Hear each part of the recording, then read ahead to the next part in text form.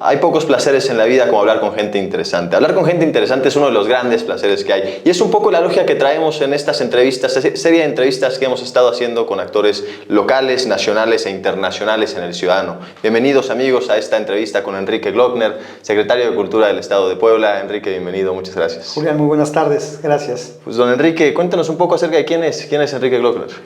Enrique Glockner es un poblano que nació en el mismísimo 1970, en un año en el cual pues hubo se vivieron consecuencias de cambios previos. Después del 68, que es como un ícono en nuestro país, el 70 es un año que no se reconoce como tal, pero es cuando cambia el gobierno, es cuando entra Echeverría al poder y lo que después se fue fraguando a lo que vino el 10 de junio del 71.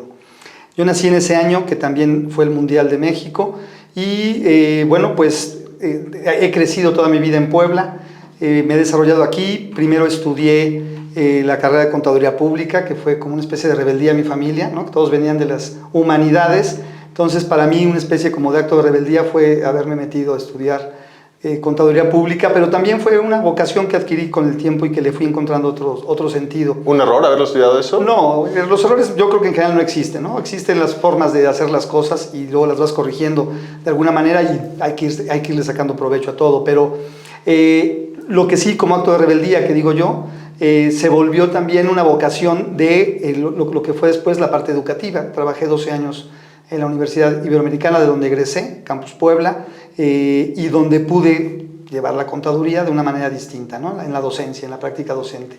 Y posteriormente hice la maestría en Sociología en el Instituto de Ciencias Sociales y Humanidades de la UAP.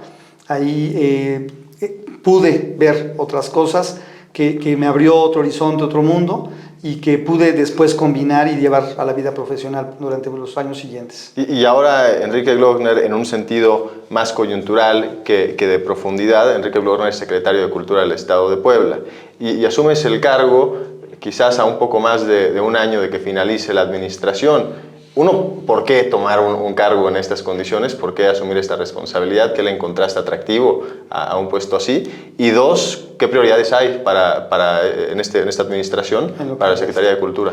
Bueno, primero que nada, obviamente, en función de la invitación que me hace el gobernador Sergio Salomón Céspedes Peregrina sobre incorporarme a su equipo de trabajo, un equipo de trabajo que de entrada, y lo que vimos los primeros meses de esta, no es que no puede ser una administración, porque la administración serían los 6 años, pero bueno, de esta fase final de lo que ha sucedido en nuestro estado durante los últimos años, vi en la forma de hacer política del gobernador y de hacer gobierno una actitud muy conciliadora, una actitud que estaba buscando dialogar con distintos actores, no solamente con un grupo en particular, sino con distintos grupos dentro del estado.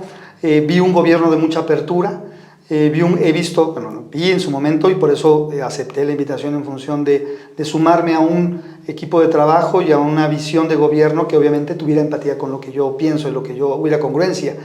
No me hubiera sumado a un gobierno que tuviera algo o radicalmente posiciones o visión distinta a lo que yo pienso. Entonces, en primera instancia eso, encontré en este gobierno, en esta etapa, en esta recta final del gobierno, de estos 6 años, pues eso, apertura, diálogo, mucho trabajo por la gente, una cercanía impresionante con la gente que se había visto poco en otras administraciones en nuestro estado, y que bueno, pues al momento que él me hace favor de invitarme, de incorporarme a su equipo de trabajo, pues vi la manera de sumarme a esa visión de gobierno, a esa actitud.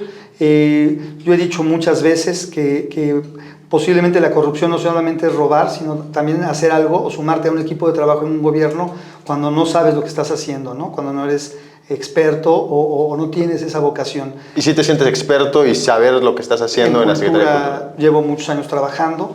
Llevo trabajando temas de cultura a nivel internacional, llevo trabajando planes de cultura también para algunos países, y me he incorporado a hacer estos diagnósticos, esta visión, esta evaluación de programas culturales. La cultura, bueno, pues es todo. La cultura tiene un amplio espectro donde podemos ver distintas formas, desde la parte artística, desde lo que tiene que ver con las bellas artes, hasta lo que tiene que ver con la parte sociológica, antropológica, que es donde yo he estado un poco más, ¿no? En esa evaluación de esos programas de gobierno. ¿Y qué prioridades hay entonces ahorita para un año de administración que sobra? ¿Qué podemos esperar de eso? Lo que vamos a esperar es, primero que nada, no inventar nada, no inventar el hilo negro en este momento, ir retomando algunas cosas que se venían haciendo y de las cosas nuevas que se van a incorporar y de las indicaciones que el gobernador nos ha hecho muy claro en lo que quiere del trabajo que se haga desde la Secretaría de Cultura, es el cuidado y la defensa del patrimonio. Esa es, digamos, una de las cosas claves que el gobernador tiene como prioridades, no solamente el patrimonio material, sino también el inmaterial. Y ahí, en la parte que yo ya le estoy imprimiendo una especie de sello personal, es el patrimonio comunitario. El rescate de todas aquellas actividades, fiestas, tradiciones, música, cualquier tipo de actividad humana que se lleva a cabo de manera comunitaria. Y esto tiene que ver con muchas cosas, pero digamos, entrando a otros temas, me parece prioridad que podamos visibilizar, reconocer, identificar todas estas actividades que tiene nuestro estado, que es un estado muy rico culturalmente, en función de que tiene una amplitud geográfica que nos permite tener contacto con parte del Golfo de México y las culturas que se desarrollaron allí, y con lo que es el Pacífico, no directamente, pero sí con Oaxaca, Guerrero, que tienen otro tipo de cultura y desarrollaron otro tipo de actividades estos pueblos. Entonces, naturalmente, ese tipo de actividades que está haciendo la Secretaría, entonces se verán más reflejadas en el interior del estado que en la capital. No, la capital tiene también patrimonio comunitario en sus barrios, en sus colonias. Todo es comunidad, la comunidad está en todos lados, o sea, no hay o no puede haber un grupo social sin comunidad, todos venimos de una comunidad de cualquier tipo, urbana, rural, ¿no? Pero en este caso vamos a atender todas estas expresiones, no solamente las que están en el interior del estado o las que son de tipo rural, sino también las que se dan en el ámbito urbano. Para esto también hay fenómenos que se han analizado, hay una corriente latinoamericana que se llama Cultura Viva Comunitaria, que precisamente busca rescatar, que viene muy desde la izquierda latinoamericana, de rescatar todas estas actividades culturales que se dan en los barrios. Otro tema que también me interesa mucho es el tema de la economía creativa. La economía creativa, cómo reconocer en la cultura la presencia que tienen en estos otros ámbitos del desarrollo sostenible, que es lo que he venido trabajando por 12 años. Ahora, Enrique Glockner se diría a sí mismo un hombre político, no en este sentido que todo el mundo lo lleva cuando se le hace esta pregunta de decir, bueno, es que todos hacemos política, ¿sí? A ver, un hombre que tiene actividad política, no tampoco en un sentido necesariamente electoral, pero sí ideológica, por ejemplo. Por supuesto, ideológica sí, partidista no. Digamos, en cuanto, si me preguntas, el Enrique Glockner, en cuanto a la actividad político-partidista, no la he ejercido, he estado en varias trincheras ciudadanas. ¿Y tampoco es de tu interés o sí te interesaría? No, hasta ahorita nunca me ha interesado. Yo pienso que no cambiaré esta forma de ver las cosas por muchas razones. He estado trabajando en diversas organizaciones sociales, tanto en el estado de Puebla como a nivel América Latina, y esa es, digamos, la postura que he tomado siempre frente a ello, y es la que seguiré ejerciendo y militando desde la ciudadanía en diversos aspectos. Y en cuanto a lo que pudiera ser una militancia ideológica, que es otra forma de ver también la política, pues sí, la herencia familiar que me ha permitido desde niño, desde el abuelo, ¿no? Y después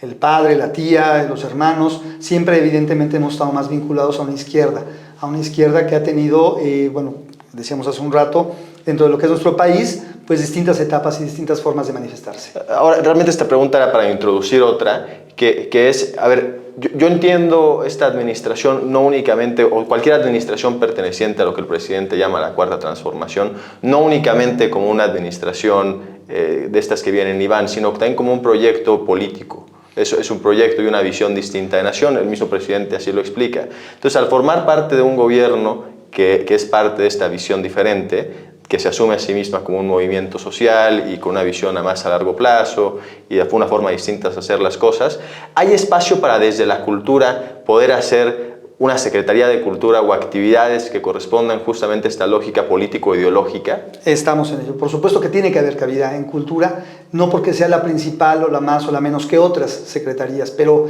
si estamos hablando de una postura ideológica, si estamos hablando de un gobierno que tiene una postura frente a lo que es la historia de nuestro país, por supuesto que hay que asumir una responsabilidad frente a ello y hay que hacer una propuesta que se lleve más allá.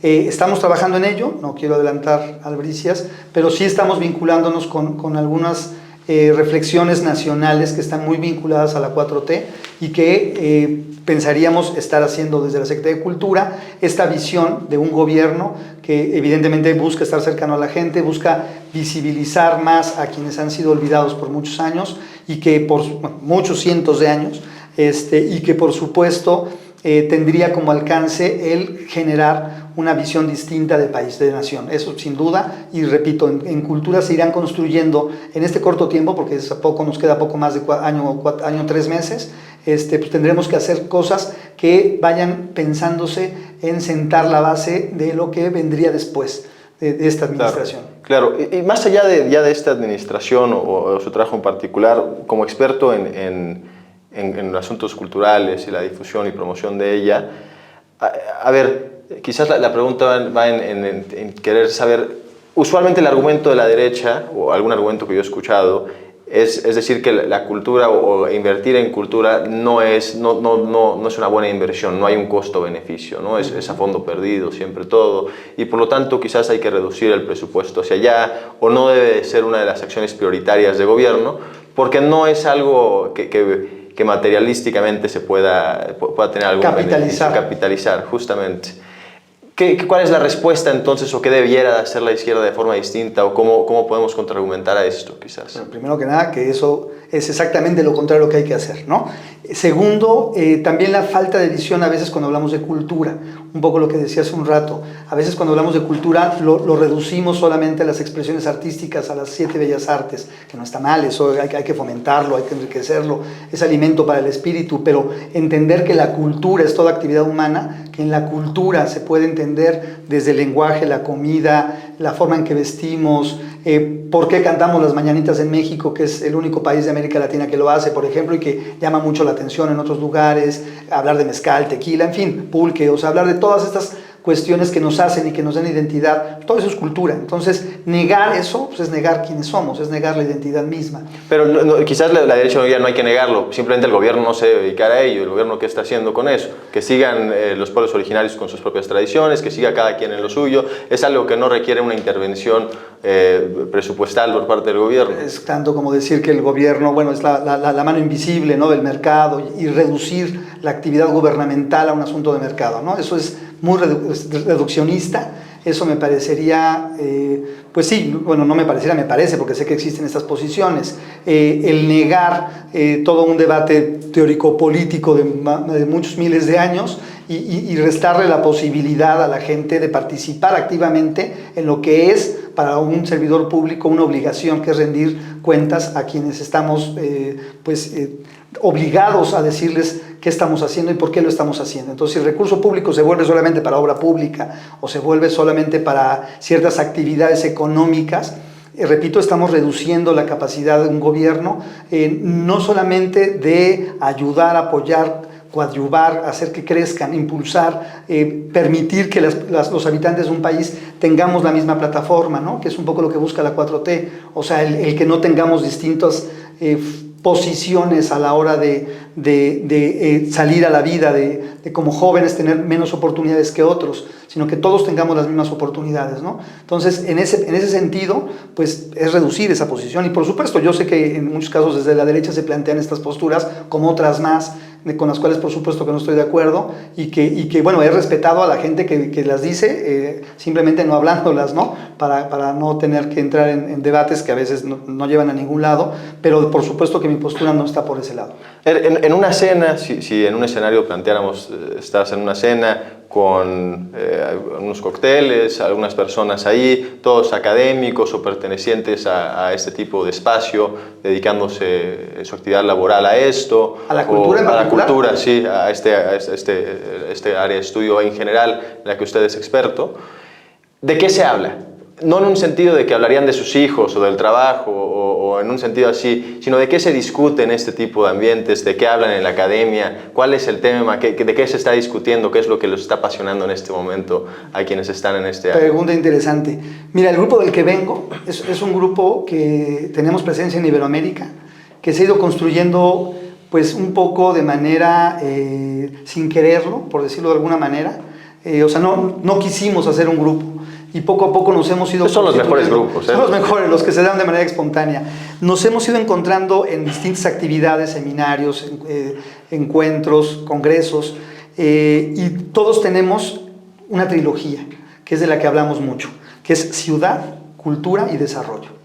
Esos son los tres principales temas. Y hablar de ciudad, hablar de este fenómeno humano, que fue lo que para mí, lo he platicado con algunas expertas y expertos, es el gran éxito de la humanidad, pero a la vez el mayor fracaso que hemos tenido. O sea, el haber ideado la posibilidad de vivir en un espacio y haber desarrollado este espacio con distintas áreas, con distintas formas para poder habitar y coexistir en él con distintas personas, es el gran éxito de la humanidad. Eso nos ha permitido desarrollarnos como sociedad, nos ha obligado a poner ciertas reglas que antes no se tenían que poner, nos ha obligado a dividir el trabajo de una forma. Entonces, la ciudad como persona, porque yo siempre he dicho que cada ciudad tiene personalidad, huele distinto, se ve distinta, los colores, lo que llegas a ver a cualquier ciudad de las que me apasiona caminar por ellas, siempre te brinda esta posibilidad de ver como una persona distinta. Y no hablo de las ciudades importantes de Europa, hablo de las ciudades chiquitas de Puebla, de las ciudades importantes del país, la Ciudad de México, hablo de cualquier ciudad, ¿no? Todas tienen esta magia.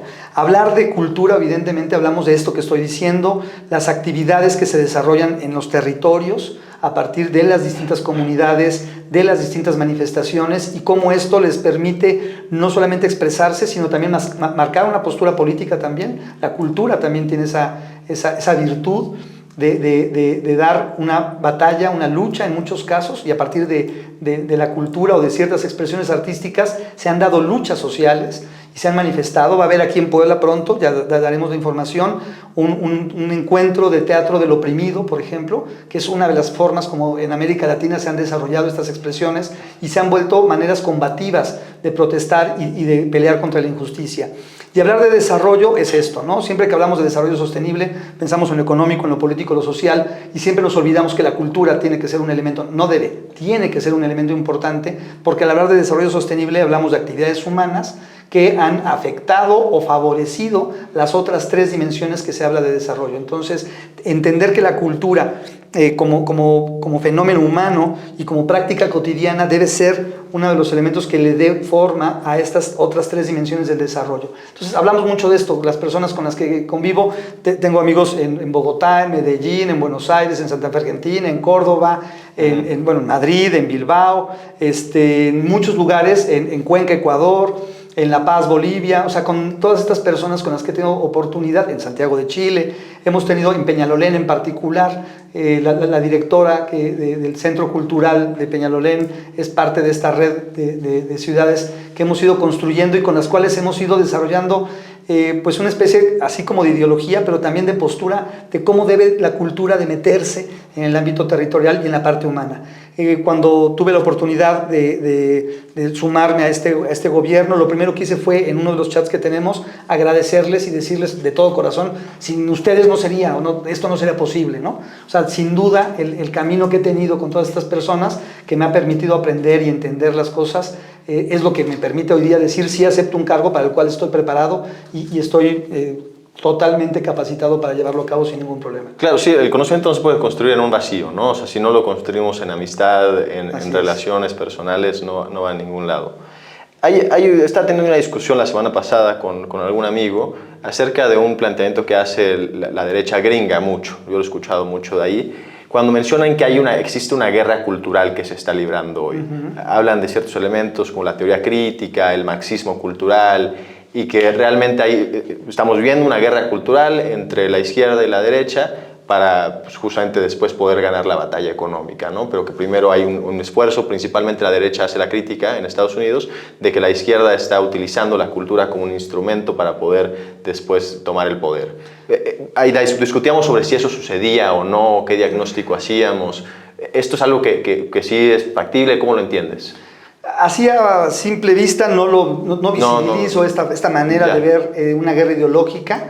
Me queda clarísimo que si eso llegase a pasar, por supuesto que la principal arma de la izquierda sería la parte cultural. Digo, no olvidemos China, ¿no? Que finalmente su revolución cultural es la que inició toda una postura de hacer... ¿Y la izquierda debiera de asumir esa postura? De decir, porque un poco mi argumento iba por ahí. Yo creo que la izquierda debe de asumir la cultura como un instrumento para poder ganar la batalla política. En los peores momentos de la izquierda, hablando hasta de la izquierda mexicana, ha habido mucha más inteligencia que en la derecha.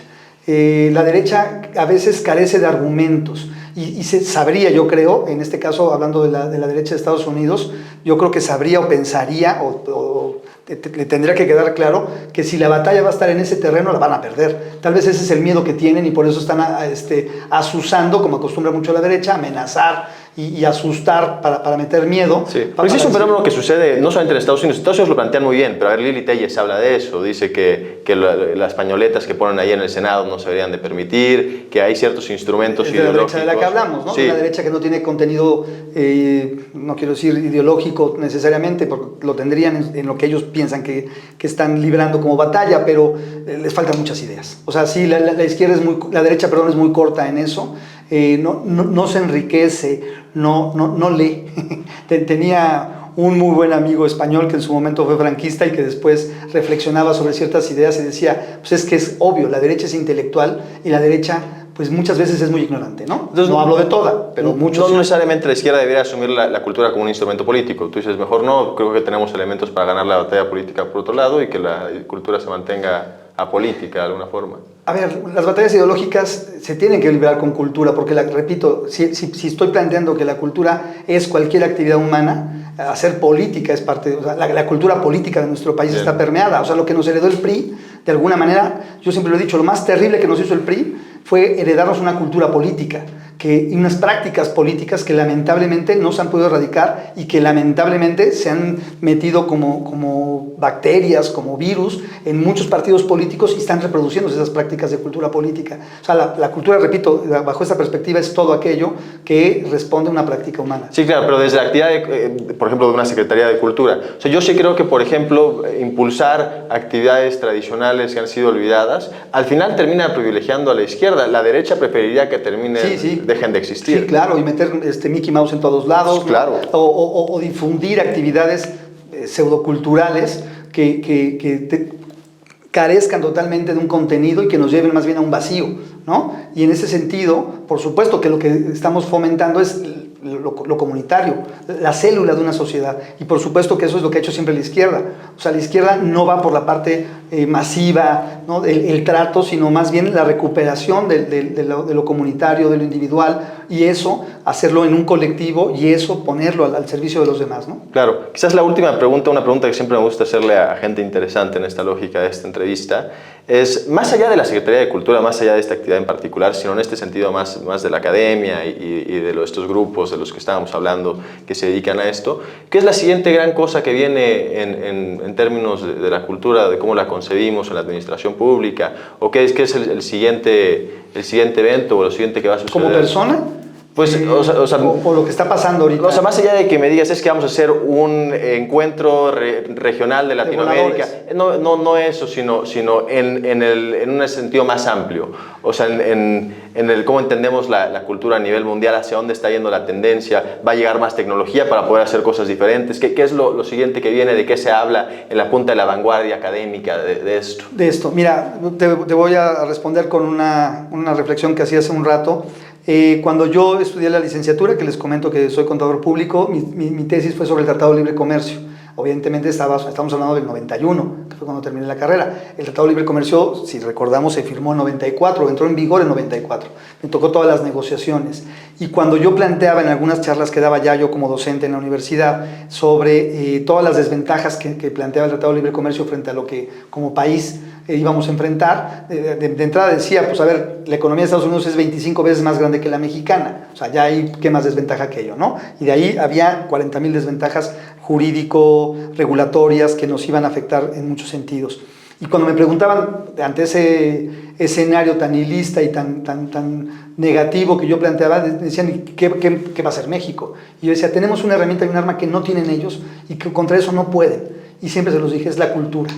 La cultura es el arma letal que tiene en general Latinoamérica como región, cualquier región del mundo tiene cultura, cualquier región del mundo tiene cosas que presentar, pero la nuestra, que tienes este arraigo, que tienes este elemento de identidad, que a donde lo llevas te van a identificar como mexicano, si te pones un sombrero, si llevas el tequila, el mezcal, o sea, cualquier cosa inmediatamente va a generar una especie como de imán hacia ti.